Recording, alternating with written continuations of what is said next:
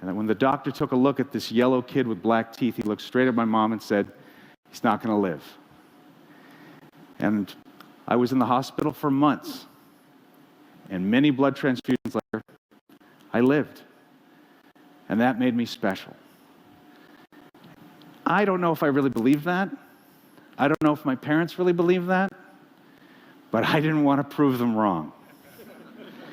Whatever I ended up being good at, I would strive to be worthy of the second chance I was given.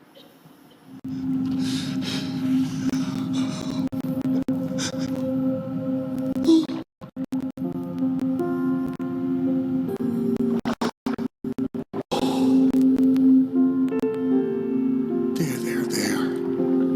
It's okay, Daddy's here. Daddy's got you.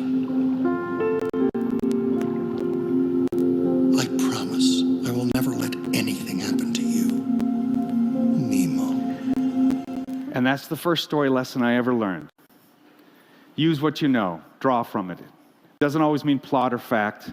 It means capturing the truth from your experience, expressing values you personally feel deep down to your core.